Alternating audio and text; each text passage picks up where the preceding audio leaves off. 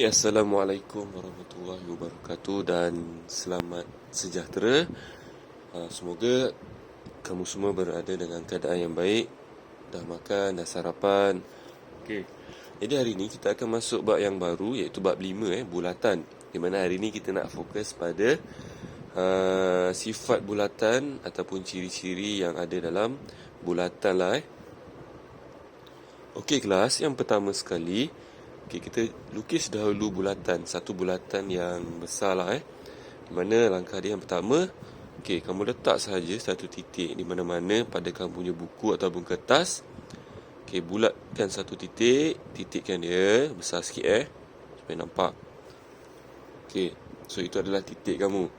Dan juga sebenarnya itu adalah kamu punya pusat bulatan kamu So jadi sekarang cikgu akan guna jangka lukis. Buatlah sebesar yang boleh supaya senang kamu nak jadikan nota So saya besarkan lagi sikit. Jadi yang titik tadi tu yang saya lukis, ini adalah pusat bagi bulatan, center lah of circle. Muat tak? Besar sangat kan?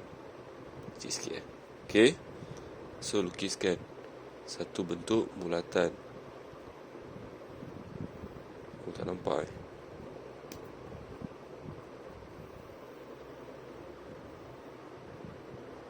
Sorry.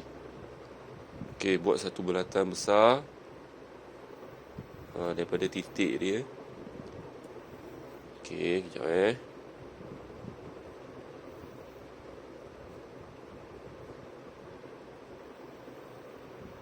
So nampak dah sini satu bentuk bulatan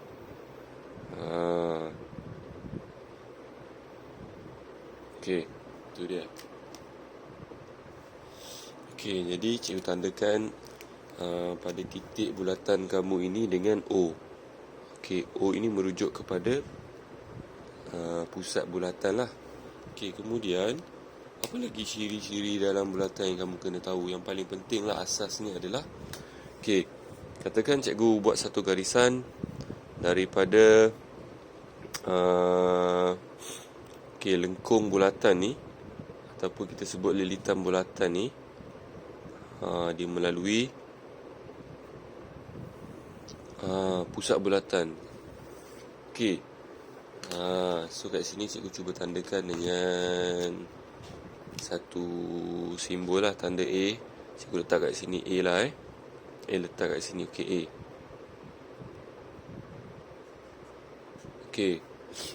Ni A. Apa nama dia ni? A daripada lilitan bulatan pada O ini kita namakan dia sebagai apa? Selalu kamu confuse dan keliru. So itu apa dia? Kalau tadi O tu adalah pusat bulatan kan? So O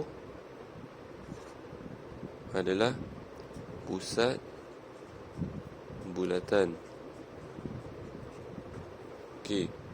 Kalau OA apa dia? Ini apa dia maksud dia? Apa dia nama dia? OA. Nama dia adalah jejari lah. Sekarang cikgu tambah lagi.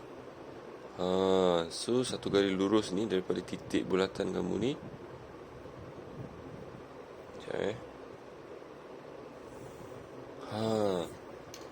Jadi kat sini cikgu tandakan dengan B contohnya. Jadi A O B. A O B. Apa nama dia? Kalau tadi O kepada A ataupun AO, tak kisah mana-mana, dia adalah jejari. Kalau AOB ataupun BOA, apa nama dia? Namanya adalah diameter. Di mana diameter ni, ini isi penting kamu kena tahu diameter ni daripada BOA ataupun AOB ni, dia mesti melalui pada pusat bulatan. Kalau dia tak melalui pada pusat bulatan, kita tak anggap ia sebagai diameter. Sama juga dengan jejari tadi. Daripada lilitan bulatan, dia mesti melalui pada pusat bulatan. Stop sini. AO ini merujuk kepada jari. Okey, sambung sikit lagi daripada A titik O pergi pada titik B, ini namanya adalah diameter. Okey, jadi sekarang cikgu akan buat lagi satu garis. Garisan ni dia melalui apa? Dia akan bermula daripada lengkuk bulatan dan berakhir di lengkuk bulatan juga. So ni dia satu garis, kamu boleh buat nanti. Ni dia. Okey, dan cikgu labelkan dia sebagai AB. Ni C lah. Ni D. Nampak? Ini bermula daripada lengkuk bulatan dan berakhir pada lengkuk bulatan. So CD ni apa nama dia? Ada nama kena tahulah. CD tu apa namanya? CD ni kita namakan ia sebagai perentas. Okey, sekarang kita nak lihat pada bahagian seterusnya, iaitu lengkuk. Okey, apa tu lengkuk? Lengkuk ni adalah satu bahagian. Lengkuk ni ada dua bahagian, di mana kedua-dua bahagian ini yang akan membentuk satu bulatan lah. Kat sini ada dua lengkuk. Okey, kita ada lengkuk major dan kita ada lengkuk minor. Cikgu gunakan untuk lengkuk major ni, cikgu nak tunjukkan pada kamu. Lengkuk major ni adalah berwarna merah. Kita mulakan, dia mesti bermula daripada satu perentas dia. C ni C ni D kan, ni perentas. Okey, yang mana satu lengkuk major ni dia bermula daripada sini, perentas, sampailah kepada D. Ni nampak ni lengkuk ni. Ni dia, ni lengkuk. Cikgu dah tunjuk dengan marker pen warna merah sampai sini. Okey, ini namanya lengkuk major. Sebab dia lebih besar, lengkuk major lah. Kemudian cikgu guna marker pen warna hitam untuk tunjukkan pada kamu lengkuk yang kedua, iaitu lengkuk minor, lengkuk yang lebih kecil lah.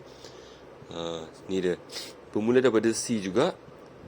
Okey, melalui lengkuk dan terus pergi pada D.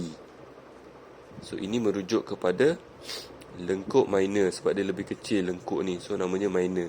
So lengkuk minor. Jadi kedua-dua lengkuk ini, major dan minor, inilah yang akan membentuk satu bulatan lah. Okey, sekarang kita nak lihat tentang tembereng. Tembereng pun sama juga, terbahagi kepada dua bahagian, iaitu bahagian kecil dan bahagian besar. Okey, dia ada dua lah, tembereng major dan juga tembereng minor. Okey, tembereng ni dia dibahagikan kepada dua bahagian, dipagari oleh perentas. Okey, jadi ni C, ni D kan. So ada dua bahagian, satu tembereng sebelah atas, satu tembereng sebelah bawah. Nampak ni, yang dalam ni, dalam bulatan ini dinamakan tembereng lah, yang besar ni. Okey, tak apa, cikgu lorekkan. Ni dia. So yang besar ni dalam bulatan ni, ini merujuk kepada tembereng tembereng major. Tembereng major sebab dia besar. Satu kawasan yang besar dalam bulatan dan dipagari oleh perentas. Nampak, perentas ni sangat penting. Tadi tentang lengkuk pun kita kaitkan dengan untuk lengkuk pun kita kaitkan dengan perentas. Untuk tembereng pun kita kaitkan dengan perentas. Di mana pada perentas ni ada dua bahagian, satu sebelah atas. Tak kisahlah, bergantung kepada bulatan, bentuk bulatan tu ataupun pada soalan. Okey, yang besar tu tembereng major. Okey, dan yang bahagian kecil di bawah, okey, cikgu tandakan dengan, lorekkan dengan merah. Ini dinamakan, yang dalam bulatan ni, yang kecil sikit ni, ini dinamakan tembereng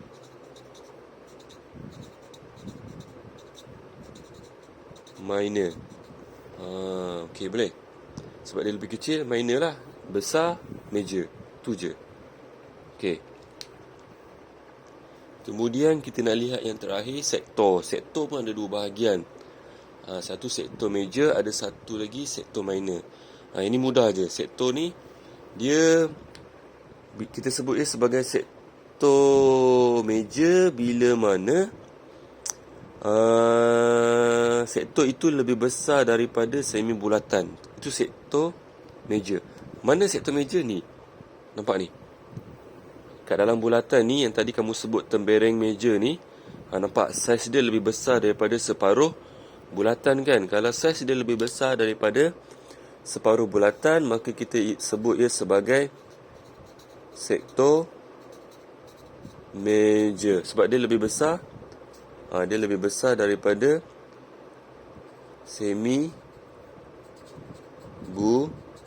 bulatan. Ini simbol bagi lebih besar daripada semi bulatan. Semi itu separuh lah, separuh bulatan. Kalau dia lebih besar daripada separuh bulatan, kita sebut dia sebagai sektor major. Dan sektor minor di mana?